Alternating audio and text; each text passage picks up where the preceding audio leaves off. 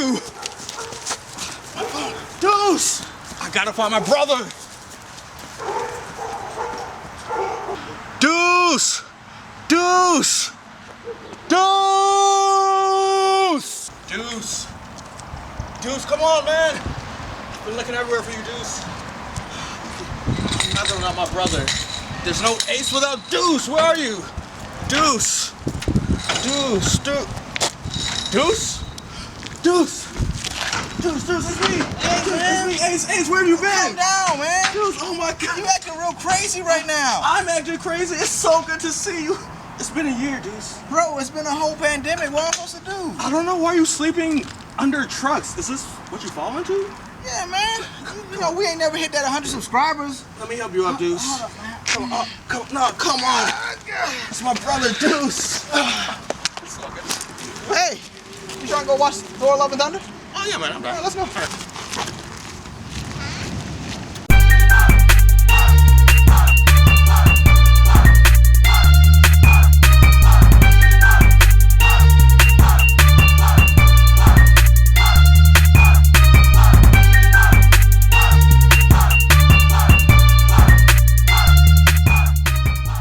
I'm Deuce. I'm Ace. And this is Deuce and Ace, Bro to the Movies, with a review for Thor: Love and Thunder. Hey, we back, baby. Oh, man, it feels good to be back, man. Yas, King. Yes, King. You know, it's been a minute. You know, life hit hard, man. We got new careers. We're both teachers now. It's crazy. That's crazy. We both caught COVID. That was like 5 months ago when I had COVID.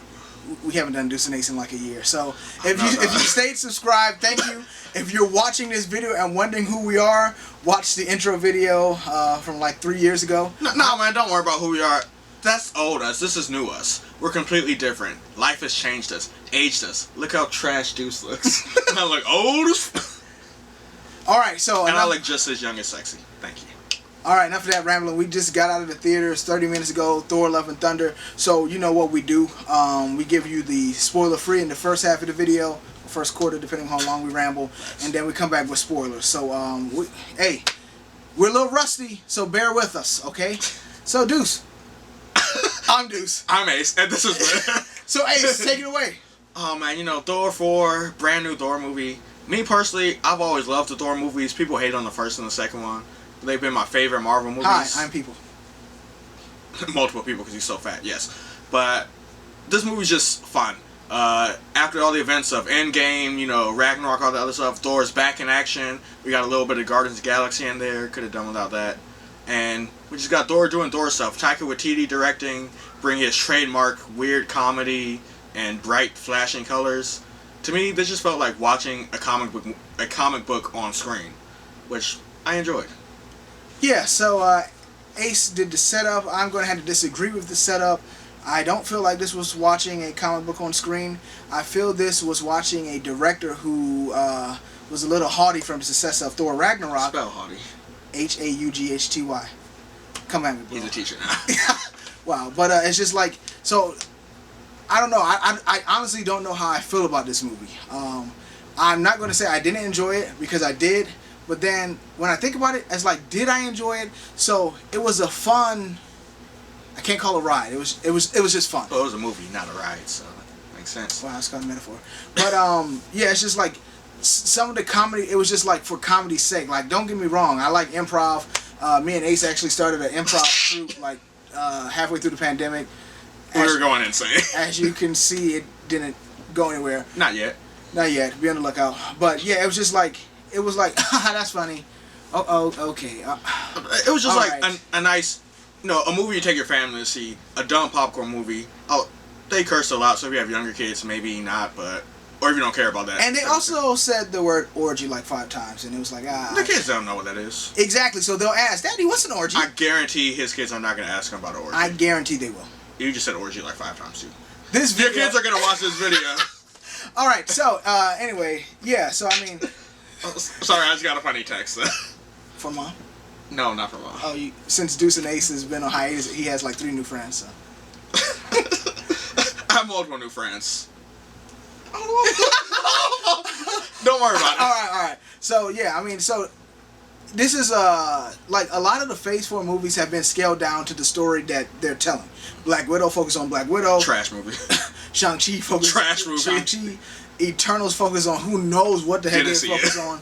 But like this focuses on Thor. It's not really related to the rest of the MCU. It doesn't even really take into account any of the ramifications of Endgame. None of that stuff. And honestly, I like that. Like I'm kind of tired of these big overarching themes of the movies where it leads, and yeah, they had cameo characters. They set up, spoilers, new characters for future MCU projects. But I just like a movie where you watch it and it just deals with what's happening. And you know, this is the fourth part of an installment in his movie, so stuff from the past is brought up, but it feels so much more close-knit. You don't have to worry about a big bad who's gonna fight all the Avengers. You just worry about one guy and what he's going through in life. Yeah, and I get that, but when you rest on those laurels, it has to come correct. And I think that this just came fun, and it fell short on more of the substance. So like, what's wrong with that, man? Like, what's wrong with just having fun? Everything doesn't have to be so serious. I didn't say the word serious. I said substance. Like, even the most fun movie has to have substance. This is like, it has some funny goats. Man, yeah. So you've seen the trailer, and it's just goats, and they're just yelling like, goats sound, right? like at first it was cool and it was fun, but it just dragged on. Like come on, man. When they crash into the planet. Bro, I just got tired of the that was hilarious. I got tired of Korg. Like, it's just like the stuff was just like what was good in little doses, in large continuous doses, took away from the movie for me. The heart of this movie is, well, this is the non-spoiler part, but it's not. Is Jane and Thor's relation. They talk about that. They talk about the past that is then brought to the current, and yeah, so that kept me grounded. Gore the God Butcher himself and his story. Yeah, a really good villain in this one. Good villain, kept me grounded. So again, I like the story points, but it's just the comedic embellishments kind of took me out. And for me, what could have been a great movie was downgraded to okay. You know, that's a little bit crazy, dude. To me, I thoroughly enjoyed this film, and it just felt like I could turn my brain off and just have fun. I don't have to worry about what's going on in the world. Stuff sucks in the outside world. It's nice for just 2 hours to sit and watch Thunder Viking shoot lightning at people and make dumb jokes. Yeah, no, don't get me wrong. Brain was turned off too, but you know, like my subconscious still wanted some meat. Pause. But yeah, like to me, Zeus is there. That's a major spoiler there. That's not a spoiler. That's an all the trailer. They don't call him Zeus, though. They don't know. You know who is? No, if I don't watch comics, I don't know who that. They just show like a fat dude who's making fun of naked Thor in the trailers. Also, it was weird. They showed Thor's butt. All the kids. Well, we had our family and our extended family there. All the kids were like, ah! I'm like, you shouldn't be looking at this. Yeah. It's just so. It's stuff going on again. If you like Ragnarok, you really gonna like this. Facts. If you missed the old Thor from Thor 1 and 2, I don't think anyone missed the old Thor. You may not like this because this is this continuation, but again, it does move the needle for Thor's story point. That made no sense. It does move the needle for Thor's story, his emotional journey, his arc. That's the same thing for Jane. That's the same thing, kind of for Valkyrie, and that's the same thing for Asgard as a whole. So yeah. For me personally, Thor's always felt, even though he's like the most alien of all the Avengers, he's also the most human. Based off his emotions, his relationships. Even though I don't relate to him, I always empathize with him more than the other characters. He's more human than Captain America? Yeah, it's because Captain America is so goody two-shoes with everything, it's unrealistic. Like Thor, Thor, he fails all the time, but he always gets back up and tries again. He loses everything, but he keeps pushing forward, and I feel like that's very human of him. And maybe that's why he's always been my favorite Avenger. But this continues that. And this continues the epicness that is the Thor quadrilogy now. Yeah, so Deuce doesn't know what a quadrilogy is. It's fine. So yeah, with that said, let's get into these spoilers. Again, I mean, if you're an MCU fan, go see the movie. If you're not, go see the movie. I mean, all we got right now is Top Gun and Jurassic World. So it's the summer. Go see some movie, man. I mean, I heard Top Gun's pretty good. No, I'm not knocking Top Gun. I haven't seen it yet. The first one was pretty funny. Never seen the first one. Oh, it's classic. You should see it. Wow. Tom Cruise. Thor review. Yeah, Jurassic World's terrible. Don't see it. You saw it? No, I saw part of the first one. It was trash. Insane. All right, but let's score this thing in 3, 2, 1. 6. Deuce Ace give it a light 7. Light 7 out of 10. Yeah. All right, so again, subscribe, like, share, give a defibrillator to our social media presence and YouTube presence, because we're back, baby. And hit us up on Cash App, Venmo. We're so poor. We're teachers. We're not getting paid over the summer. Big facts. Spoilers. All right, so yeah, man, it's just like it was just a hodgepodge of stuff. Like some of it just felt disconnected. Yeah, like, it was a lot of random stuff happening. Yeah. So it's like you get Jane, and she, if you've read the Mighty Thor comic, you know she has cancer. You know, Mjolnir, her use of that while she becomes Mighty Thor drains her. Yeah, so she's like healthier while she's Thor, but when she's not holding the hammer, she's worse than she was before she started becoming Thor. And for me, like, I like that storyline. I like the Mighty Thor comics. I wish we got some of the villains from that in here. It was like a Minotaur. It was pretty cool. But nerd. it was just like, it's just so random that she's back. Like, it's just it's like we've had. She was seen in Infinity War, but that don't really count because that was a flashback. I don't remember. That was like 4 years ago. That's when When was she seen in Infinity War? When he went was it Infinity War or Endgame? When he time traveled and got Stormbreaker. That's Endgame. Oh. Yeah. Also, was she even seen or? Hold up, no, that can't be. That is Endgame because he goes back. They're doing the time heist thing. No, he's not part of the. He is part of it. He goes and then he talks to his mom before she dies. Yeah. And he's fat and he's still worthy. Yeah. And so he just saw her, but like they said, it's been 8 years. Has it been 8 years real time? I don't know, but remember they did like the 5-year time skip. Touche. Because of Infinity War. It's just been so long since we've seen Jane to like emotionally like connect to her. I did because it was like, oh, she got cancer, but just out of the blue, it was weird. Like I forgot about their whole relationship. Like it's just like, okay, this is random. So that's kind of like how the whole movie is. Like Gore, they gave his intro, and it's like, okay, I'm resonating with this. And then we kind of forget about Gore because now we focus on Thor and Jane. Do we forget about Gore, or they focus on? They're only focused on Thor and Jane because Gore is attacking New Asgard and they meet up there. We don't focus on Thor and Jane until we see Gore again. So how can you forget about him? Because splicing between that is the Guardians of the Galaxy, and like you said, they didn't need to be there. It was like 20 minutes, and then we see Gore again. Like that's any movie structure. You set something up, then you know, a little preamble, stuff's happening to get to the thing that you set up before. Deuce just has a small attention span. No, I'm just saying it. To me, it's just disjointed. I'm not a big fan of the Guardians, and I get it that they left and became the Guardians of the Galaxy or whatever. And while I enjoyed the interactions with them, it was just, to me, just random. And it was a bunch of random scenes put together. I'm just being honest. I don't really resonate with Valkyrie. Like, I know she's supposed to be nonchalant and not care and not really want the job, but it's just a turnoff for me. Like, it's just like, yeah. I think, you know, her nonchalantness is more of a facade because we saw in Ragnarok how, like, deep down she's still heartbroken about the death of all the other Valkyries. So she just put up this, you know, thing up. That's why we see her when she's drinking with the Korg. She gets super drunk. She's real sad because deep down she lost everything. She's kind of a mirror to Thor. They both lost everything that they care about. Yeah, and I kind of like that. Like, when you describe it like that, I get it, but her delivery just falls flat for me.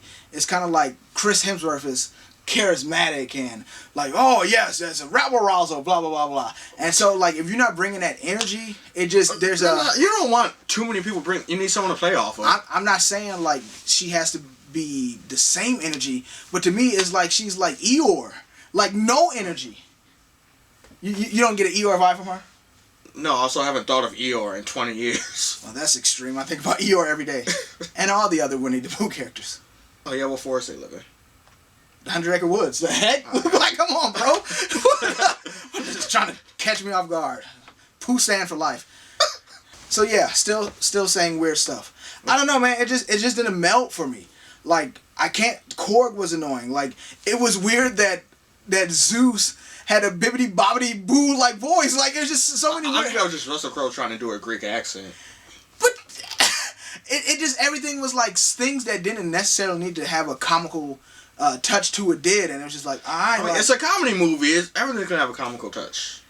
It was just too much. Like, I want, like, Zeus, like the I know it's supposed to be Olympus, but what did they call it? Like Eternal City or something like that. the city of gods. I don't know. Oh, well, whatever it is, it's like, oh, this is epic. Ooh, it's me, Zeus, bibbidi bobbidi, bibbidi bobbidi. Why is he Italian? That's how he sounded. He did not sound Italian. He sounded like Mario, bro. Like, it was just weird, and then it's like for real, the story is like really 10 minutes long. Everything else is just comedic embellishments. Okay, and that's cool. Again, it's just a dumb movie for you to just have fun with. And Tropic Thunder is a dumb movie to have fun with. But there's a story thread, there's emotional and character development. Is it, or is Tropic Thunder a 10-minute movie where, like, all the actors, spoilers for Tropic Thunder if you haven't seen it in, like, 14 years, the actors get lost in the jungle, oh, we're going to save everyone, and then they save everyone by being actors. Like, you could boil down any movie to 10 minutes of plot without the stuff going on that makes it the actual movie. Yeah, but the comedy has to push the plot. The comedy has to be part of it. To me, it's like, here's the story over here, and then here's the comedy. Hey, Taika Waititi. I don't know why I said it like that. But Taika Waititi's like, oh yeah, you guys just improv for 5 minutes, and we'll keep it on, bruv. He's from New Zealand, not England. Okay, you don't have to do his accent. That's I'm sorry. Weird. Did a terrible job of the accent. Definitely did. Yeah, I don't know. I think you're just, like, kind of nitpicking. For me, I enjoyed the movie one, but also I really enjoyed the villain, Gore the God Butcher. The movie actually starts with him, his backstory. You know, his daughter dies, he goes see whatever god he's worshiping, and just kills that hitter. And, like, imagine if whatever religion you believe in, you meet your deity, and he's like, oh, well, actually, we don't care. Like, how would you feel, man? Exactly. That I'm saying, like, it starts off like that, and then where do we go after that? To the Guardians of the Galaxy stuff? Yeah, it just got so derpy, bruh. Derp. Like, I'm saying, like, if it had continued with that ethos from the storyline of, oh, my God has failed me, now I got the power to take away like, I much have rather seen Gore going through the gods than seeing the Guardians of the Galaxy and then seeing Korg interact with Thor and Valkyrie. Well, like, it's not the Gore movie, it's the Thor movie. It should have been the Gore movie. I think that would have been a much better movie. I mean, it might have been a better movie. Wouldn't have been as fun, though. Correct. And I go to the movies to have fun. I go to the movies to be enthralled. Be it with comedy, be it with action, be it with thought-provoking pathos and ethos. Should have learned one new thing. Don't talk about pathos and ethos throughout the whole thing. What about logos, huh?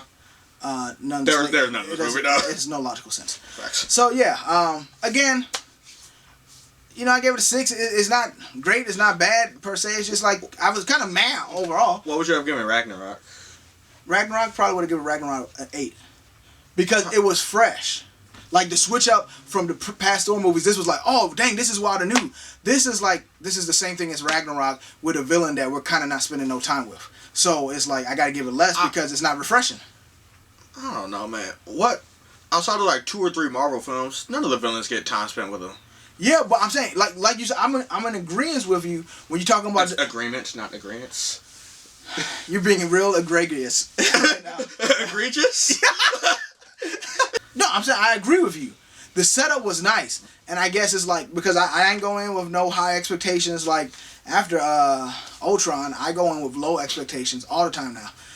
But I didn't go in with high expectations per se, but it's just like, yeah, that setup, you got to continue that and build.